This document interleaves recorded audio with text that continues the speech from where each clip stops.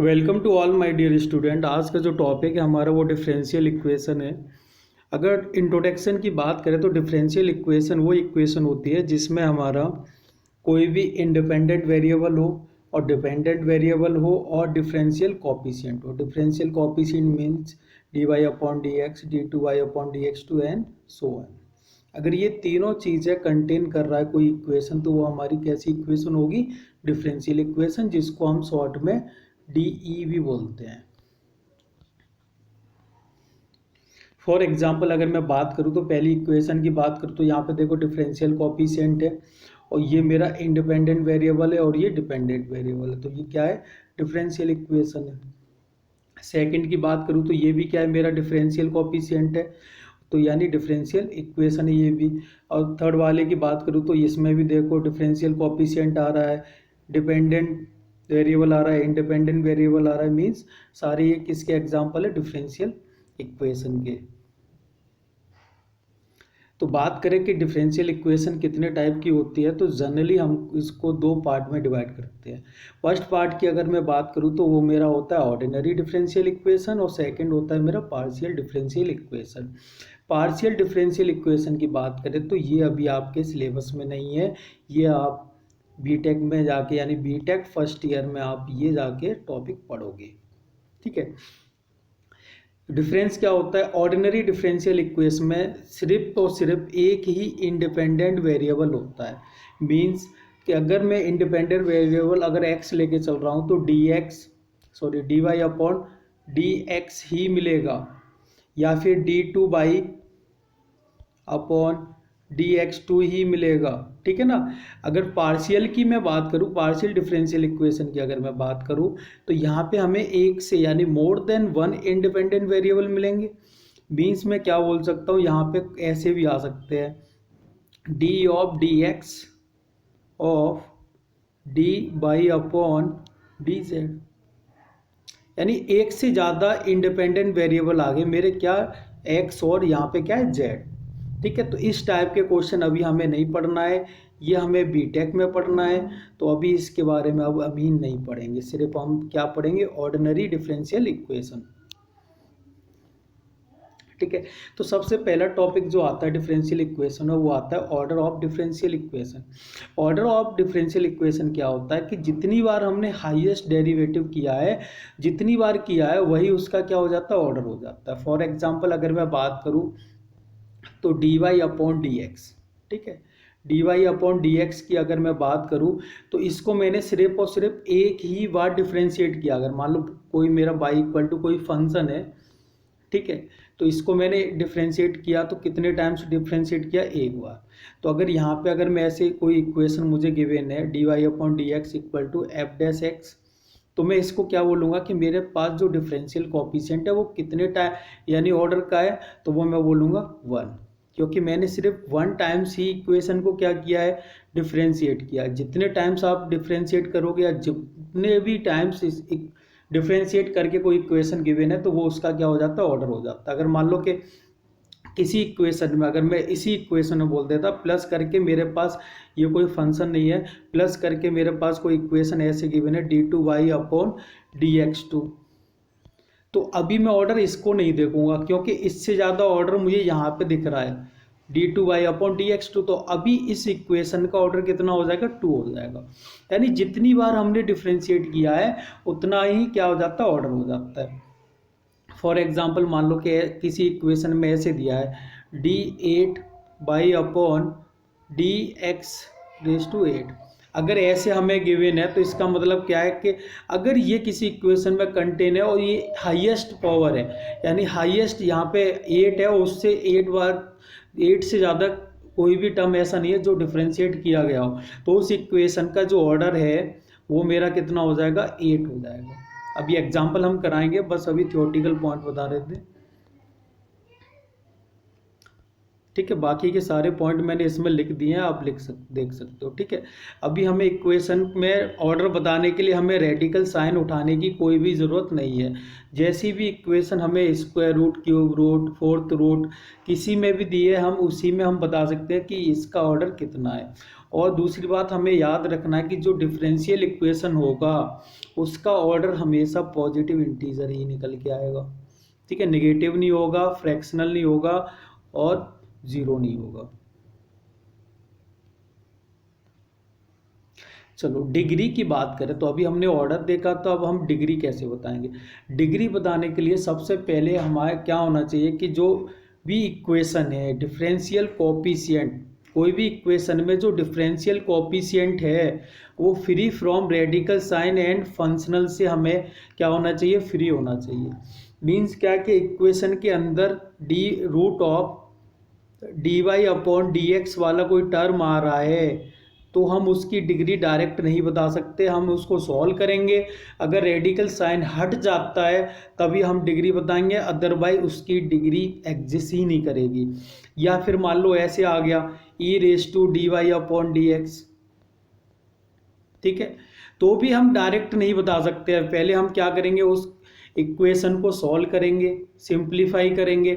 Simplify करने के बाद अगर d Y upon D x अगर सेपरेट हो जाता है तभी हम उसकी डिग्री बता सकते हैं, अदरवाइज नहीं बता सकते। कभी कभी ऐसे आ जाएगा sine of d Y upon D x, तो अगर हमने d Y upon D x को अगर सेपरेट नहीं किया तब तक हम इसकी डिग्री नहीं बता सकते। ठीक है, तो सबसे पहले माइंड में हमें ये रखना है कि हमें अगर डिग्री बतानी है तो रेडिकल साइन और फंक्शनल में हमारा डिफरेंशियल कोएफिशिएंट नहीं फंसा होना चाहिए।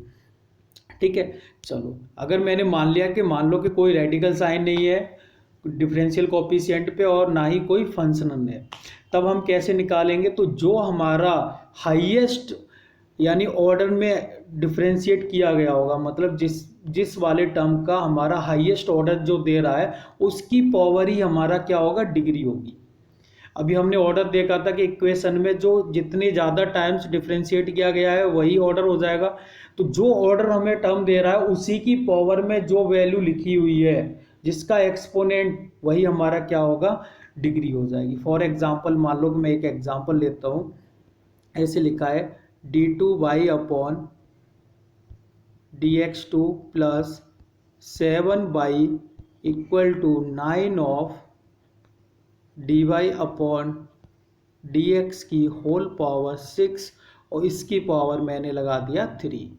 ठीक है, तो ये कोई एग्जाम्पल है, ये तो सिंपल बाई है। हमें तो क्या देखना है, डिफरेंशियल कोएफिशिएंट देखना है, means d Y upon D x के बारे में बात करनी है पूरी।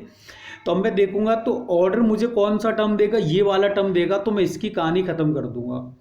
तो ऑर्डर अगर मैं इस इक्वेशन की अगर मैं बात करूं तो ऑर्डर मेरा कितना हो जाएगा, 2 हो जाएगा।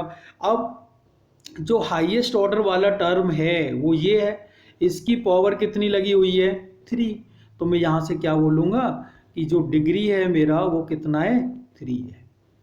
यानी हाईएस्ट ऑर्डर वाले टर्म पे जितना भी एक्सपोनेंट है वो हमारा क्या हो जाएगा, डिग्री हो जाएगा। ठीक है, कुछ नोट करके पॉइंट लिखे हैं वो भी आप समझ लो। वो जो मैंने बोला है वही लिखा हुआ है। एक तो हमारा क्या होना चाहिए, पॉजिटिव नेचुरल नंबर होना चाहिए। दूसरा क्या है कि free from radical sign and function होना चाहिए। तीसरा पॉइंट क्या है कि जो डिग्री है वो एग्जिस्ट भी कर सकती है और एग्जिस्ट नहीं भी कर सकती। ठीक है, नॉट डिफाइंड भी हम बोल सकते हैं। चलो कुछ एग्जाम्पल है।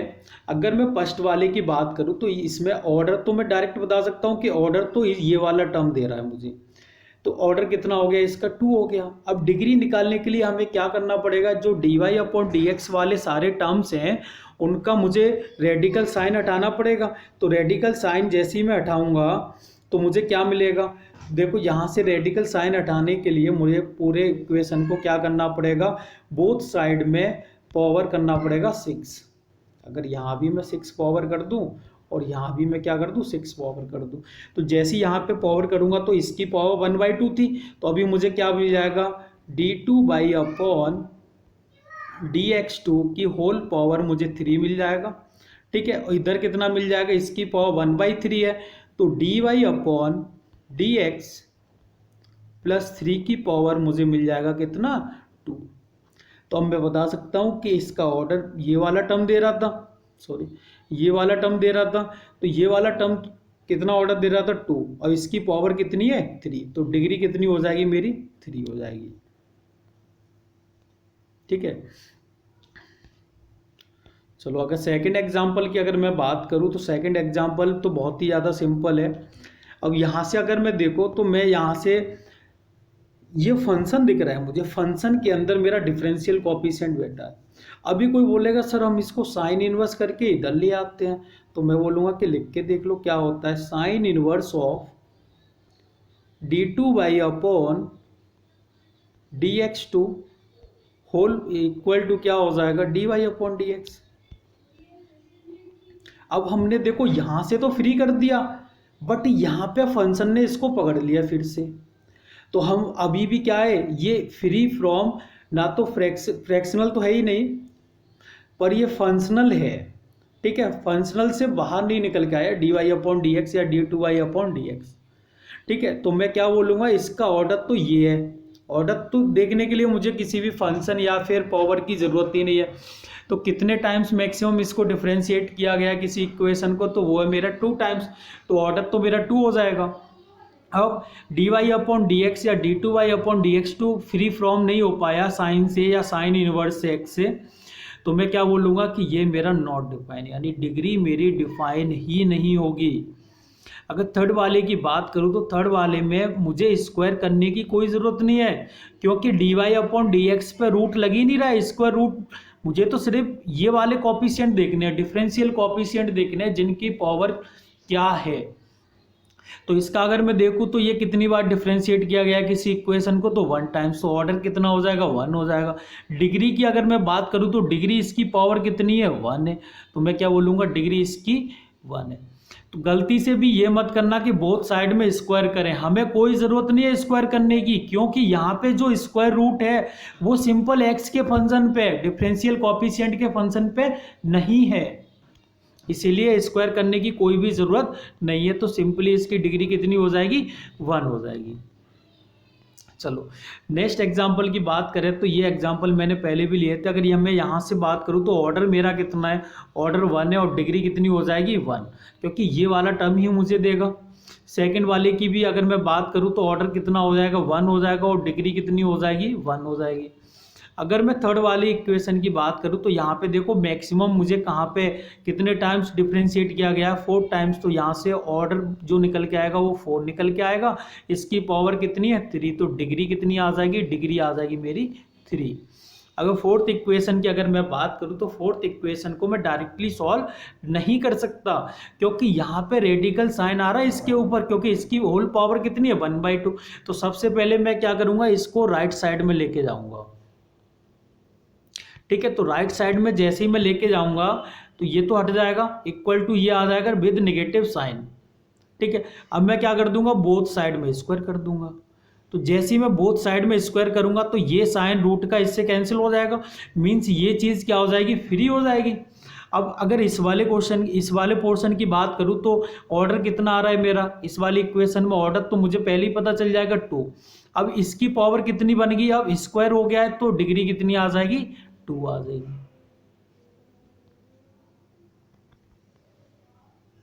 चलो नेक्स्ट प्रॉब्लम की बात करें तो ये हमारी प्रॉब्लम गिवन है, हमें इसमें क्या करना है, डिग्री और ऑर्डर बताना है। तो अब यहाँ पे स्क्वायर रूट आ रहा है, स्क्वायर रूट के अंदर मुझे देखना है कि क्या मेरा डिफरेंशियल कोएफिशिएंट तो नहीं है। तो यहाँ पे मैंने देखा तो इसके अंदर है, तो अब मुझे क्या करना पड़ेगा, जैसे ही मुझे डिग्री निकालनी होगी तो मुझे इसको बाहर निकालना पड़ेगा।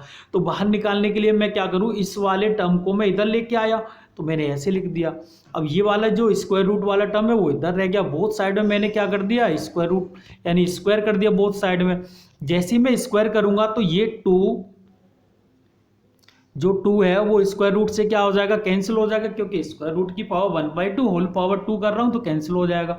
तो अभी मैं देखूंगा कि ऑर्डर कितना है इसका, तो ऑर्डर तो मैं यहाँ से ही बता सकता हूँ, यहाँ से ऑर्डर तो यानी सिंपली ये एक बार ही डिफ्रेंशिएट की गई है, तो इस क्वेश्चन के लिए ऑर्डर कितना हो जाएगा, ऑर्डर हो जाएगा मेरा 1।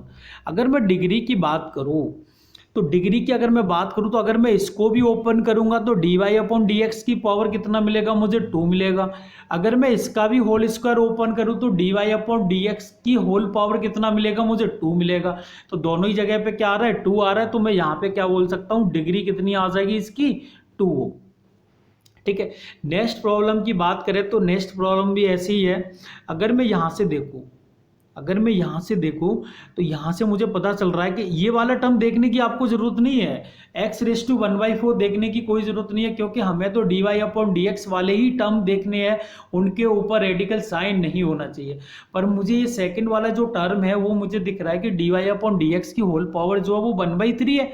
1/3 मतलब क्यूब रूट है, तो क्यूब रूट मुझे हटाना पड़ेगा। तो अब मैं क्या करूँगा, इस वाले टर्म को उठा के मैं राइट साइड में लेके गया और बाकी टर्म को मैंने ऐसे टिक लिखे। अब मैं क्या कर दूंगा, बोथ साइड में क्यूब कर दूंगा। क्यों करूंगा, क्योंकि ये वाला रेडिकल साइन हट जाएगा वहां से। तो जैसे मैं क्यूब करूंगा तो ये रेडिकल साइन हट जाएगा। अब यहां से देखो ये तो कैंसिल हो जाएंगी पावर, तो ये simply dy upon D x हो गया विद माइनस साइन। अब मैं इसको क्यूब ओपन करूंगा, जैसे मैं क्यूब ओपन करूंगा तो मुझे क्या मिलेगा, इसका क्यूब प्लस इसका क्यूब। अब इसका अगर मैं ऑर्डर देखूं तो ऑर्डर तो मुझे हाईएस्ट यही दे रहा है, तो ऑर्डर कितना आ जाएगा, 2 आ जाएगा। जैसे ही मैं इसको ओपन करूंगा तो इसकी पावर कितनी मिलेगी, मुझे 3 मिलेगी। तो इसकी पावर जो 3 मिलेगी वही मेरा क्या हो जाएगा, डिग्री हो जाएगा। आप ओपन करके देख सकते हो, cube open a plus b का होल क्यूब ओपन कर दो, a की वैल्यू कितनी, d2y अपॉन डी एक्स 2 और b की वैल्यू हो जाएगी आपकी x⁴ अगर थर्ड प्रॉब्लम की अगर मैं बात करूं, थर्ड प्रॉब्लम में अगर मुझे दिख रहा है कि dy अपॉन डी एक्स जो है वो मेरा साइन के अंदर में, और साइन के अंदर में मैं इससे हटा नहीं सकता हूं, क्योंकि अगर ये रेस्ट वाले टर्म यानी जो बचे हुए टर्म को अगर मैं इधर लेके जाऊं और साइन को इधर साइन इनवर्स में कन्वर्ट कर दूं, जैसे मैंने अभी लास्ट प्रॉब्लम में किया था, लास्ट स्लाइड में, तो ये वाला टर्म साइन इनवर्स में आ जाएगा। तो मैं क्या बोल सकता हूं कि इस वाले क्वेश्चन में डिग्री नॉट डिफाइन है, और जो ऑर्डर है वो हाईएस्ट कितने टाइम्स डिफरेंशिएट किया गया है, 2 टाइम्स। तो ऑर्डर कितना आ जाएगा मेरा, ऑर्डर आ जाएगा 2 और डिग्री आ जाएगी मेरी नॉट डिफाइन। ठीक है। नेक्स्ट प्रॉब्लम की बात करें तो नेक्स्ट प्रॉब्लम भी बहुत ही सिंपल है। अब हमें ये नहीं देखना कि इतना क्वेश्चन हमें दिया हुआ है और हमें इसका सिर्फ डिग्री और ऑर्डर निकालना है। ठीक है, तो आप देखोगे कि ई की पावर में dy अपॉन डी एक्स दिया है तो हम इसका डिग्री निकाल ही नहीं सकते हैं, बट ऐसा नहीं है। अगर इस फॉर्म में दिया हुआ है तो हमें पहले सिंप्लीफाई करना है, सिंप्लीफाई करना है, और सिंप्लीफाई हमें ऐसे सॉल्व करना है कि dy upon D x separate बाहर निकल के आ जाए, वो किसी फंक्शन के साथ में ना रहे, किसी रेडिकल साइन के साथ में ना रहे। तो मैंने क्या किया कि 5x को मैं इधर लेके गया, 5x को इधर लेके गया, मैंने बोथ साइड में लॉग ले लिया। तो जैसे ही मैं लॉग लूंगा तो ई बेस सेम हो जाएगा, तो मुझे क्या मिल जाएगा, इधर dy अपॉन डी एक्स मिल जाएगा, इधर क्या मिल जाएगा मुझे ln 5x। तो मैंने देखा यहाँ से कि dy अपॉन डी एक्स तो सेपरेट हो गया, तो मैं यहाँ से बता सकता हूँ ऑर्डर तो मेरा पहले जितना था उतना ही आएगा, ऑर्डर कितना आ जाएगा, 1 आ जाएगा। अगर मैं डिग्री की बात करूँ तो डिग्री भी इसकी पावर कितनी है, 1 है। ऐसी अगर सेकंड वाले क्वेश्चन की बात करूं तो सेकंड वाले क्वेश्चन में डिग्री डिफाइन नहीं है। क्यों नहीं है, क्योंकि जैसे मैंने इस वाले पार्ट को इधर राइट साइड में लेके गया, कुछ ऐसे आ गया। अगर मैंने लॉग लिया तो लॉग लेने के बाद ये क्या फंक्शन में मेरा डिफरेंशियल कोएफिशिएंट आ गया, तो फंक्शन में डिफरेंशियल कोएफिशिएंट आ जाएगा तो डिग्री डिफाइन नहीं होगा। और ये इक्वेशन जो है वो कितने टाइम्स डिफरेंशिएट की गई है, 1 टाइम्स, तो इसका ऑर्डर कितना हो जाएगा, 1 हो जाएगा। और अगर डिग्री की अगर मैं बात करूं तो डिग्री मेरा कितनी हो जाएगी, नॉट डिफाइन। आई होप आपको क्लियर हो गया वो भी सारी चीज़ें। ठीक है, अब इसी में नेक्स्ट टॉपिक जो पढ़ते हैं वो है हमारा फॉर्मेशन ऑफ डिफरेंशियल इक्वेशन। अब हमें क्या करना है कि डिफरेंशियल इक्वेशन बनाना है। कोई भी इक्वेशन हमें दी होगी, चाहे तो हमें यानी फैमिली ऑफ कर्व की इक्वेशन दी होगी, जैसे कि हमने स्ट्रेट लाइन और सर्किल में पढ़ा था, family of straight line, family of circle line, मतलब बहुत सारी लाइनों को वो क्या कर रहे होंगे, रिप्रेजेंट कर रहे होंगे किसी ना किसी वेरिएबल। यानी वेरिएबल को मैं ऐसे बोल सकता हूँ किसी कांस्टेंट की, जैसे बाई इक्वल टू, अगर मैं इसको अगर मैं ऐसे बोलूँ बाई इक्वल टू मेरे पास कुछ ऐसे है 5x प्लस c। तो ये क्या है, फैमिली ऑफ स्ट्रेट लाइन की इक्वेशन है जिसकी स्लोप जो है वो मेरी कितनी है, 5 है। पर कितनी लाइन है, बहुत सारी लाइन है। और वो लाइनें कौन रिप्रेजेंट कर रहा है, वो ये कर रहा है सी की वजह से। अगर मैं सी की वैल्यू डिफरेंट डिफरेंट रखूँ तो डिफरेंट डिफरेंट लाइन मिलेंगी, और सारी लाइन जो होंगी वो पैरेलल होंगी, और सबकी स्लोप कितनी होगी, 5 होगी। ठीक है, तो यहाँ से मैं क्या बोल सकता हूँ कि या तो मुझे फैमिली ऑफ कर्व की इक्वेशन गिवन होगी इस टाइप से, या फिर मुझे लैंग्वेज में गिवन होगी। अभी इसको अगर मैं लैंग्वेज में बोलूँ तो मैं ऐसे बोलूँगा, फैमिली ऑफ यानी equation of a family of lines which having slope as a 5, तो यही लैंग्वेज में हो जाएगा। अगर लैंग्वेज में हमें गिवन होगा तो पहले हमें क्या करना पड़ेगा, इक्वेशन फॉर्म में कन्वर्ट करना पड़ेगा, एक स्टेप हमारा क्या होगा, ज़्यादा हो जाएगा।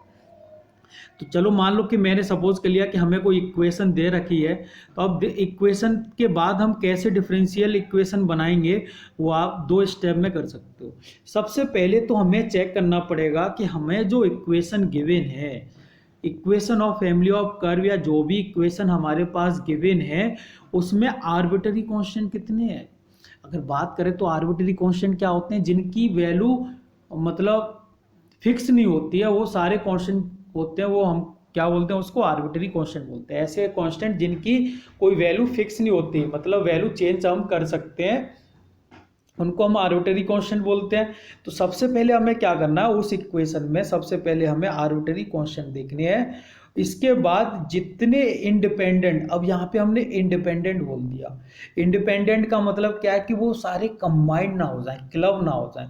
जैसे फॉर एग्जांपल मैं बोलूँ कि y equal to 5x plus C1 plus C2। अब यहाँ पे मैं देख सकता हूँ कि ये दो यहाँ पे आर्बिट्ररी कांस्टेंट दिख रहे हैं मुझे, C1 प्लस C2, पर क्या मैं इनको कंबाइन कर सकता हूँ, क्लब कर सकता हूँ? तो आंसर है हाँ, क्लब कर सकते हैं। मैं इस इक्वेशन को क्या लिख सकता हूँ, y equal to 5x plus C लिख सकता हूँ, और जो C की वैल्यू है वो क्या है, C1 प्लस C2। तो अब इस इक्वेशन में नंबर ऑफ वेरिएबल कितने हैं, आर्बिट्ररी कांस्टेंट कितने हैं, 1 है। यहाँ पे कितने थे, 2 थे। ठीक है, तो फिर हमें क्या देखना है, इंडिपेंडेंट देखना है, मतलब जो किसी पे डिपेंड ही नहीं हो रहे हो। तो यहाँ पे C1 C2 में क्या कर सकता हूँ, क्लब कर सकता हूँ। अगर क्लब नहीं हो रहे हैं तो उतने टाइम्स इसको क्या करेंगे, हम डिफ्रेंशिएट करेंगे। ठीक है, तो सबसे पहले हम क्या करेंगे, आर्बिट्ररी कांस्टेंट देखेंगे कितने नंबर ऑफ आर्बिट्ररी कांस्टेंट है। उसके बाद जितने भी इंडिपेंडेंट आर्बिट्ररी कांस्टेंट होंगे उतना ही ऑर्डर होगा। अगर मान लो किसी इक्वेशन में 3 आर्बिट्ररी कांस्टेंट है, तो मतलब उसकी जो डिफरेंशियल इक्वेशन बनेगी उसका ऑर्डर कितना होगा, 3 होगा। मतलब डी क्या आ जाएगा, d3//dx³ तक जाएगा। ठीक है, और सेकंड टाइम हमें क्या करना है कि हमें अगर सपोज मान लो कि हमारा 3 आर्बिट्ररी कांस्टेंट है, तो हमें 3 बार डिफरेंशिएट करना पड़ेगा, और 3 बार डिफरेंशिएट करने के बाद हमारी इक्वेशन कितनी हो जाएंगी, 4 हो जाएंगी, क्योंकि एक इक्वेशन हमें गिवन है पहले से, और बाकी की 3 इक्वेशन कहाँ से आएंगी हमारी, जो हम डिफरेंशिएट करेंगे। एक इक्वेशन तो हमें जो गिवन है वो इक्वेशन रहेगी, और 3 बार हम क्या करेंगे, डिफरेंशिएट करेंगे, तो टोटल 4 हमारे पास इक्वेशन बन के आ जाएंगी। और 4 इक्वेशन जो बन के आएंगी उनसे हमें क्या करना है, एक ऐसी इक्वेशन फाइंड करनी है जिसमें जो तीनों हमारे आर्बिट्ररी कांस्टेंट थे वो नहीं दिखने चाहिए। अगर कोई भी इक्वेशन जिसमें आर्बिट्ररी कांस्टेंट नहीं दिख रहे हैं, वही हमारी फाइनल डिफरेंशियल इक्वेशन बन जाएगी। ठीक है, तो पहला स्टेप क्या है हमारा, नंबर ऑफ आर्बिट्ररी कांस्टेंट देखने हैं, उतना ही ऑर्डर हो जाएगा, जितने आर्बिट्ररी कांस्टेंट है उतने ही टाइम्स हमें क्या करना है, डिफरेंशिएट करना है, और देन हमें जितने भी आर्बिट्ररी कांस्टेंट है उनको एलिमिनेट करना है। ठीक है, ये कब है, जब हमें फैमिली ऑफ इक्वेशन गिवन हो किसी कर्व की। अगर हमें लैंग्वेज की फॉर्म में गिवन है, लैंग्वेज की फॉर्म में गिवन है, तब हमें क्या करना है कि सिर्फ उसको मैथमेटिकल फॉर्म में लिखना है, और मैथमेटिकल फॉर्म में लिखने के बाद हमें स्टेप 1 और स्टेप 2 यूज़ करना है। ठीक है, एग्जांपल देख लो आप। अगर मैं फर्स्ट प्रॉब्लम की बात करूं तो हमें गिवन है y equal to k1e⁻x plus k2। अब यहाँ पे अगर मैं आर्बिट्ररी कांस्टेंट देखूं तो मुझे 2 आर्बिट्ररी कांस्टेंट दिख रहे हैं, k1 और k2। क्या मैं k1 k2 को क्लब कर सकता हूँ? नहीं, क्योंकि यहाँ पे इसका मल्टीपल ये है और यहाँ पे इसका मल्टीपल कितना है, 1 है। तो मैं कोई सा भी फंडा लगा लूँ पर इन दोनों को मैं क्लब नहीं कर सकता। अब नहीं कर सकता तो मुझे पता चल गया कि इस इक्वेशन का जो ऑर्डर होगा वो क्या होगा, 2 होगा। तो अब मैं इसको क्या करूँगा, 1 टाइम्स मैंने डिफ्रेंशिएट कर दिया, तो ये K2 क्या है, कांस्टेंट है, तो कांस्टेंट का डिफ्रेंशिएशन क्या हो जाएगा, 0 हो जाएगा। ठीक है, अब बात करें कि यहाँ से अगर मैं K1 की अगर मैं वैल्यू निकालूँ, ठीक है, आप बोलोगे सर आपको तो हमेशा पता चल जाता है कैसे क्या करें, तो मैं आपको एक हिंट देता हूँ कि हमेशा क्या करो कि जो भी कांस्टेंट है ना उसको सेपरेट करने की कोशिश करो, क्योंकि कि जैसे मैंने यहाँ पे सेपरेट कर दिया, अब मैं इसको डिफ्रेंशिएट करूंगा तो ये गायब हो जाएगा कि नहीं, कांस्टेंट है उसका डिफ्रेंशिएशन तो 0 ही हो जाएगा। तो कभी भी आप क्वेश्चन में फंसो तो आप कोशिश करना कि जो भी कांस्टेंट है 1 बाई 1 करके उसको सेपरेट करके हटा दो, ठीक है, पॉसिबल हो तो जहां पे पॉसिबल है तो मैंने क्या किया, ई रेस टू एक्स को मैं उधर लेके गया, अपॉन में जाएगा, ऊपर जाके क्या हो जाएगा, नेगेटिव पावर हो जाएगी, तो ई रेस टू कितना आ जाएगा, माइनस एक्स आ जाएगा। अब मैंने फिर से डिफ्रेंशिएट कर दिया, तो K1 कांस्टेंट है तो उसका डिफ्रेंशिएशन क्या हो जाएगा, 0, और इधर मुझे ये मिल जाएगा। तो अब यहाँ से मैंने कुछ नहीं किया है, सिर्फ मैंने यहाँ से E raise to minus X common लेके हटा दिया है, और जैसे ही मैं यहाँ से कॉमन लूँगा ई रेस टू माइनस एक्स, तो मुझे मिल जाएगा minus of by dash plus by double dash, ठीक है, इक्वल टू 0। तो ये मैंने 0 में भेज दिया और इस वाले टर्म्स को मैं इधर ले गया हूँ, तो फाइनल मुझे डिफरेंशियल इक्वेशन मिल गई। जैसे कि मैंने यहाँ पे देखा था इसका ऑर्डर कितना है, 2 है, तो यहाँ भी मेरा क्या आ रहा है, ऑर्डर 2 ही निकल के आया। अगर मैं सेकंड प्रॉब्लम की बात करूँ तो सिमिलर ही है। अब कोई बोलेगा सर यहाँ भी ई रेस टू एक्स है, यहाँ भी सिमिलर टर्म है, पर यहाँ निगेटिव वाला है, यानी 1 upon e raise to x लिखा है, तो मैं अभी भी क्या करूँगा, सेपरेट नहीं कर सकता, तो मुझे आर्बिट्री कांस्टेंट देखने पड़ेंगे। तो कितने नंबर ऑफ आर्बिट्री कांस्टेंट है, तो 2 दिख रहे हैं मुझे, कौन कौन से, K1 और K2। तो मैं क्या करूँगा, मुझे पता चल गया कि इसका भी ऑर्डर जो है वो कितना है, 2 है। तो यहाँ से मैं 1 टाइम्स मैंने डिफ्रेंशिएट किया और फिर सेकंड टाइम डिफ्रेंशिएट किया, और इसके बाद मैंने जब सेकंड टाइम डिफ्रेंशिएट किया तो मुझे पता चल गया ये तो सिमिलर है इसके, ये वैल्यू किसके इक्वल है, बाई के, तो मैं इसको क्या बोल सकता हूँ, ये तो सॉरी ये बाई है, बाई डैश नहीं है, यहाँ गलत लिखा हुआ है, ये सिमिलर बाई की वैल्यू है, तो मैंने इसको बाई पुट कर दिया। तो फाइनल जो मेरा डिफरेंशियल इक्वेशन आई उसमें एक भी आर्बिट्री कांस्टेंट नहीं है। ठीक है, नेक्स्ट प्रॉब्लम की अगर मैं बात करूं तो नेक्स्ट प्रॉब्लम क्या है, y equal to a sine x plus b cos x. इस टाइप के क्वेश्चन आपके बोर्ड में काफ़ी आते हैं, सीटी में भी सिमिलर टाइप के मिल जाएंगे आपको। तो सबसे पहले आप क्या कर दो, इसको डिफ्रेंशिएट कर दो। जैसे हम डिफ्रेंशिएट करेंगे तो क्या आ जाएगा, A cos X minus B sine X आ जाएगा। अब यहाँ पे सबसे पहला हमने स्टेप छोड़ दिया कि यहाँ पे हमें कितना ऑर्डर है इसका, तो नंबर ऑफ आर्बिट्री कांस्टेंट कितने, इसमें 2 है मेरे पास, ए और बी दोनों को मैं क्लब नहीं कर सकता, तो ऑर्डर इसका कितना हो जाएगा, 2 हो जाएगा। तो मीन्स हमें जो इक्वेशन मिलेगी डिफरेंशियल इक्वेशन उसमें d2 बाई अपॉन dx2 का टर्म जरूर आ रहा होगा, या फिर बाई डबल डैश। ठीक है, तो यहाँ से अगर मैं देखूँ तो मैंने फर्स्ट टाइम इसको डिफ्रेंशिएट किया, फर्स्ट टाइम डिफ्रेंशिएट करने के बाद सेकंड टाइम फिर से डिफ्रेंशिएट किया, सेकंड टाइम जैसे ही मैं डिफ्रेंशिएट करूँगा तो यहाँ से क्या होगा, माइनस कॉमन निकल के आ जाएगा, और माइनस जैसी कॉमन आ जाएगा, माइनस कॉमन आने के बाद जो पार्ट हमें मिलेगा उसको मैं क्या बोल सकता हूँ, बाई। तो ये क्या हो जाएगा मेरा माइनस बाई, और माइनस बाई को मैं क्या करूँगा, लेफ्ट साइड में लेके आऊँगा, लेफ्ट साइड में लेके आऊँगा तो जो मुझे फाइनल इक्वेशन मिलेगी वही मेरी क्या हो जाएगी, डिफरेंशियल इक्वेशन। ठीक है, नेक्स्ट प्रॉब्लम की बात करें तो नेक्स्ट प्रॉब्लम भी काफ़ी सिंपल है। अब मैं यहाँ से अगर मैं देखूँ तो सबसे पहले मुझे क्या देखना है, सबसे पहले मुझे आर्बिट्री कांस्टेंट देखने हैं। आर्बिट्री कांस्टेंट कितने हैं, यहाँ पे 1 ही है, वो क्या है मेरा, C है। तो नंबर ऑफ आर्बिट्री कांस्टेंट कितने हैं, 1 है, तो ऑर्डर इसका कितना हो जाएगा, मेरा ऑर्डर इसका 1 हो जाएगा। अब मैं क्या करूँगा, इसको एक बार डिफ्रेंशिएट करूँगा, जैसे ही मैं इसको डिफ्रेंशिएट करूँगा तो मुझे क्या मिल जाएगा, C तो C कांस्टेंट है, E raise to sine X sine inverse X, और साइन इनवर्स एक्स का क्या हो जाएगा, 1 upon root of 1 minus X square. जैसे मैं अगर यहाँ पे देखूँ तो ये C into E raise to sine inverse X की वैल्यू अगर मैं देखूँ तो मुझे क्या पता चल रहा है, बाई है। तो मैं यहाँ से ये वैल्यू मैं बाई पुट कर दूंगा, जैसे ही पुट करूँगा तो ये जो मुझे फाइनल इक्वेशन मिलेगी इसमें कोई भी आर्बिट्री कांस्टेंट नहीं है, और नहीं है तो यही मेरा क्या हो जाएगा, फाइनल डिफरेंशियल इक्वेशन हो जाएगी। नेक्स्ट प्रॉब्लम की बात करें तो नेक्स्ट प्रॉब्लम में अगर मैं देखूं तो यहाँ पे सी एक्स प्लस सी क्यू, तो ये मेरे सारे, यानी ऐसे नहीं बोलना है कि हमें ये 3 आर्बिट्री कांस्टेंट है, ये एक ही आर्बिट्री कांस्टेंट है, वो क्या है मेरा सी है। तो अगर मैं इसकी बात करूँ तो इसका आर्बिट्री कांस्टेंट 1 है, तो इसका ऑर्डर कितना हो जाएगा, 1 हो जाएगा।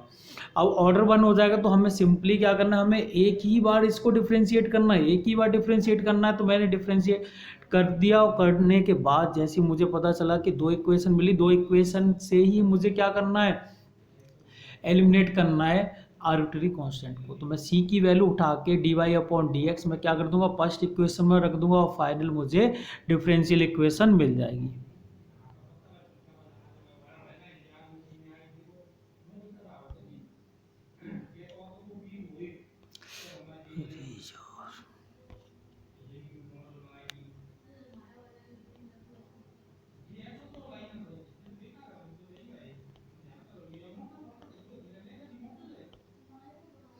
नेक्स्ट प्रॉब्लम की बात करें तो नेक्स्ट प्रॉब्लम भी काफ़ी अच्छी प्रॉब्लम है, ये बोर्ड में काफ़ी टाइम्स आया भी है। ठीक है, बाई इक्वल टू क्या है, E raise to X A cos A plus E raise to B sine X. ठीक है, तो जैसे मैं इसको डिफ्रेंशिएट करूँगा, जैसे मैं इसको डिफ्रेंशिएट करूँगा तो मुझे क्या मिल जाएगा, ए रेस टू, यानी डिफ्रेंशिएट आप कर सकते हैं, डायरेक्ट प्रोडक्ट रूल लगेगा, और यहाँ पे मैं प्रोडक्ट रूल लगा के इसको सॉल्व कर लूँगा। देन मैं क्या करूँगा, मैंने कंबाइन कर दिए ये दोनों टर्म, और ये दोनों टर्म आपस में कंबाइन कर दिए, और उसके बाद फिर से डिफ्रेंशिएट कर दिया, तो ये आ गया। इसको मैं थोड़ा, ये इक्वेशन नंबर इसको मैं 1 बोल देता हूँ, इसको 2। इन दोनों इक्वेशन का यूज़ करते हुए मैं फाइनल क्या कर दूंगा, डिफरेंशियल इक्वेशन फाइंड कर लूँगा। ठीक है, अगर मैं नेक्स्ट प्रॉब्लम की बात करूँ तो नेक्स्ट प्रॉब्लम क्या है, मेरा थ्योरेटिकल गिवन है। तो थ्योरेटिकल जब हमें गिवन होगा तो हम क्या करेंगे, उसको पहले इक्वेशन में कन्वर्ट करेंगे। तो क्वेश्चन क्या है, find the differential equation of all circle which passes through the origin and whose centre lies on y axis. तो कोई भी इक्वेशन जिसका, यानी कोई भी सर्किल जिसका सेंटर अगर बाई एक्सिस पे लाई कर रहा है और ओरिजिन को टच करके जा रहा है, तो मैं क्या बोलूँगा, सपोज मैंने मान लिया कि ये जो इसका सेंटर है वो मेरा 0, ए है। ठीक है, 0, ए है, तो मैं क्या बोल सकता हूँ कि ये तो मेरा अगर टच कर रहा है तो ये डिस्टेंस तो मेरी ए है, तो रेडियस भी क्या हो जाएगी, ए के इक्वल में हो जाएगी। तो फॉर्मूला क्या होता है, एक्स माइनस ए का, इसको सॉरी, एक्स माइनस यानी ये वाला कॉफिशिएंट होता है square, plus y minus of ये कॉफिशिएंट कितना, ए। ठीक है, square equal to r square होता है, आर स्क्वायर के प्लेस पर क्या आ जाएगा, ए स्क्वायर आ जाएगा, वो यहाँ पे लिखा है। अब मैं इसको जो सॉल्व करूँगा तो सॉल्व करने के बाद मुझे एक इक्वेशन मिल जाएगी। तो ये मुझे अभी इक्वेशन मिली है, अब मुझे क्या करना है, यहाँ पे चेक करना है नंबर ऑफ आर्बिट्री कांस्टेंट कितने हैं। तो यहाँ से मुझे दिख रहा है ये तो एक्स और वाई तो मेरे वेरिएबल है, तो सिंपल मुझे ए जो दिख रहा है वो मेरा क्या है, कॉन्स्टेंट है। तो इसका ऑर्डर मैं क्या बोल सकता हूँ, 1, क्योंकि इसमें आर्बिट्री कॉन्स्टेंट कितने हैं, 1 है। तो मैं सिंपली इसको एक बार डिफ्रेंशिएट किया, एक बार डिफ्रेंशिएट करने के बाद मैंने 2a की वैल्यू निकाली, और 2a की वैल्यू निकाल के मैंने इसी इक्वेशन में पुट कर दी, और फाइनल हमें डिफरेंशियल इक्वेशन मिल जाएगी। ठीक है, नेक्स्ट प्रॉब्लम की बात करें तो find the differential equation of all straight line passing through the origin. तो कोई भी इक्वेशन जो ओरिजिन से पास हो रही है, तो उन सब की इक्वेशन हमने स्ट्रेट लाइन में पढ़ा है, y equal to M x होता है। ठीक है, क्योंकि अगर यहाँ पे 0 से, यानी 0, 0 से पास नहीं होगी तो प्लस सी करके आ जाएगा, पर अभी 0, 0 से पास हो रहा है, तो हमारी इक्वेशन सारी स्ट्रेट लाइन की क्या हो जाएगी, Y equal to M X. अब Y equal to M X की अगर मैं बात करूँ, इस इक्वेशन में नंबर ऑफ आर्बिट्री कांस्टेंट कितने हैं, तो 1 है। वो कौन सा है नंबर ऑफ आर्बिट्री कांस्टेंट में, मेरा एम है। एम जो है वो मेरा क्या, आर्बिट्री कांस्टेंट, तो मैं क्या बोल सकता हूँ, इस इक्वेशन का जो डिफरेंशियल इक्वेशन है उसका ऑर्डर जो मिलेगा वो मुझे क्या मिलेगा, 1 मिलेगा। तो मैं इसको 1 टाइम्स इसको डिफरेंशिएट कर दूंगा। जैसे ही इसको मैं डिफरेंशिएट करूंगा तो m की वैल्यू मैं यहाँ से निकाल सकता हूँ, तो m इक्वल टू मेरा क्या आ जाएगा, बाई अपॉन एक्स। तो ये वैल्यू मैं m के प्लेस कर दूंगा, तो मुझे फाइनल जो इक्वेशन मिलेगी उसमें एक भी आर्बिट्री कांस्टेंट नहीं होगा, वही मेरी क्या हो जाएगी, डिफरेंशियल इक्वेशन। ठीक है, नेक्स्ट क्वेश्चन है, find the differential equation of all parabolas whose axis are parallel to y axis. तो बहुत ही सिंपल क्वेश्चन है, थोड़ा आपको टफ लगेगा क्योंकि आपने कॉनिक सेक्शन नहीं पढ़ा है। तो मैं बता दूं ये क्या कह रहा है, ये एक्स एक्सिस है मेरी, ये कोई बाई एक्सिस है।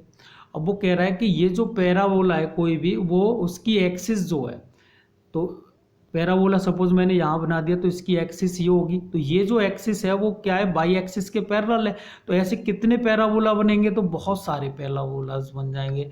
ठीक है, तो ये जनरली इस टाइप का जो इक्वेशन बनता है वो मेरा बनता है y equal to x square 4a, sorry,